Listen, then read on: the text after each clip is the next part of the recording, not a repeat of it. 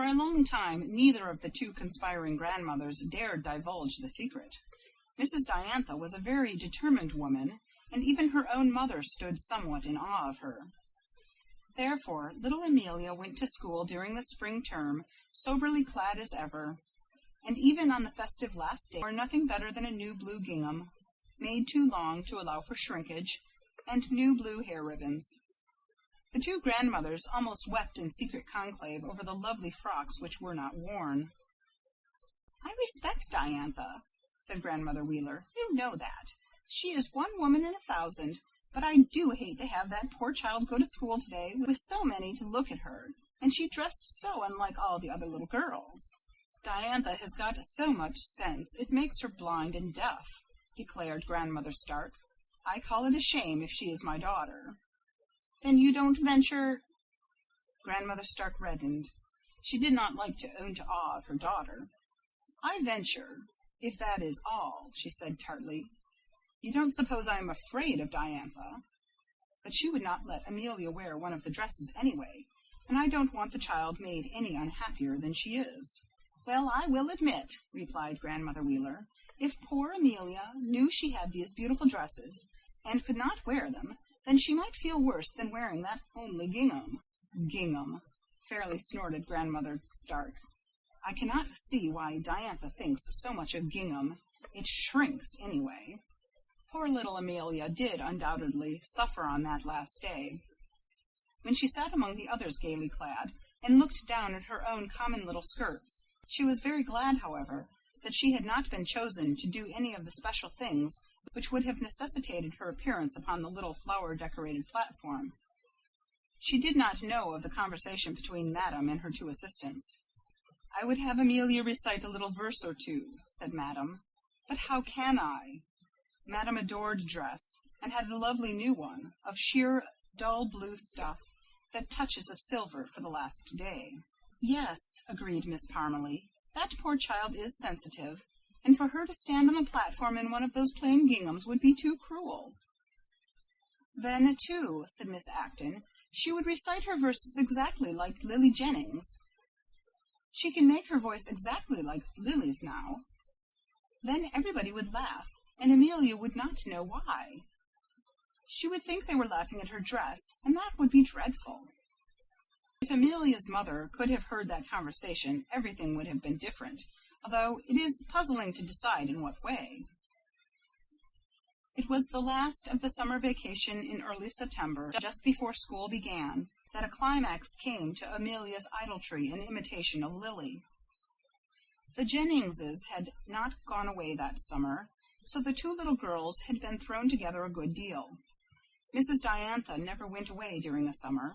She considered it her duty to remain at home, and she was quite pitiless to herself when it came to a matter of duty. However, as a result, she was quite ill during the last of August and the 1st of September. The season had been unusually hot, and Mrs. Diantha had not spared herself from her duty on account of the heat. She would have scorned herself if she had done so.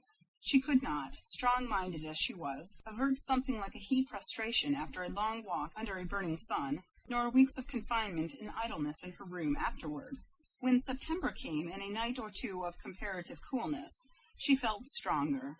Still, she was compelled by most unusual weakness to refrain from her energetic trot in her duty path, and then it was that something happened. One afternoon, Lily fluttered over to Amelia's, and Amelia, ever on the watch, spied her. "May I go out and see Lily?" she asked Grandmother Stark. "Yes, but don't talk under the windows. Your mother is asleep." Amelia ran out. "I declare," said Grandmother Stark to Grandmother Wheeler, "I was half a mind to tell that child to wait a minute and slip on one of those pretty dresses. I hate to have her go on the street in that old gingham, with that Jennings girl dressed up like a wax doll. And now poor Diantha is so weak and asleep, it would not have annoyed her." "I know it." Grandmother Stark looked at Grandmother Wheeler.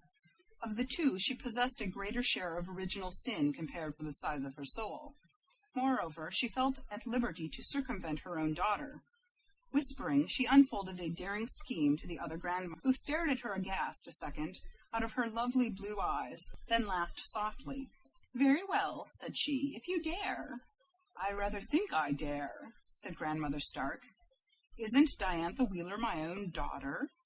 Grandmother Stark had grown much bolder since Mrs. Diantha had been ill. Meantime, Lily and Amelia walked down the street until they came to a certain vacant lot intersected by a footpath between tall, feathery grasses and goldenrod and aster and milkweed. They entered the footpath, and swarms of little butterflies rose around them, and once in a while a little protesting bumblebee. "I am afraid we will be stung by the bees," said Amelia. "Bumblebees never sting," said Lily, and Amelia believed her. Then the footpath ended. When the footpath ended, there was the river bank. The two little girls sat down under a clump of brook willows and talked, while the river, full of green and blue and golden lights, slipped past them and never stopped. Then Lily proceeded to unfold a plan, which was not philosophical, but naughtily ingenious. By this time Lily knew very well that Amelia admired her, and imitated her as successfully as possible, considering the drawback of dress and looks. When she had finished, Amelia was quite pale. "I am afraid, Lily," said she. "What of?" "My mother will find out. Besides, I am afraid it isn't right." "Who ever told you it was wrong?" "Nobody ever did," admitted Amelia. "Well, then, you haven't any reason to think it is," said Lily triumphantly. "And how is your mother ever going to find out?" "I don't know." "Isn't she ill in her room? And does she ever come to kiss you good night, the way my mother does, when she is well?" "No," admitted Amelia. "And neither of your grandmothers?" "Grandmother Stark would think it was silly, like Mother, and Grandmother Wheeler can't go up and down stairs very well." "I can't see but you are perfectly safe. I am the only one that runs any risk at all. I run a great deal of risk, but I am willing to take it," said Lily with a virtuous air. Lily had a small but rather involved scheme simply for her own ends, which did not seem to call for much virtue, but rather the contrary. Lily had overheard Arnold Carruth and Johnny Trumbull and Lee Westminster and another boy, Jim Patterson, planning a most delightful affair, which even in the cases of the boys was fraught with danger, secrecy, and doubtful rectitude. Not one of the four boys had had a vacation from the village that summer, and their young minds had become charged, as it were, with the seeds of revolution and rebellion. Jim Patterson, the son of the rector, and of them all the most venturesome, had planned to he called it take. He meant to pay for it anyway, he said, as soon as he could shake enough money out of his nickel savings bank, one of his father's Plymouth Rock chickens, and have a chicken roast in the woods back of Dr. Trumbull's. He had planned for Johnny to take some ears of corn, suitable for roasting from his father's garden, for Lee to take some cookies out of a stone jar in his mother's pantry, and for Arnold to take some potatoes.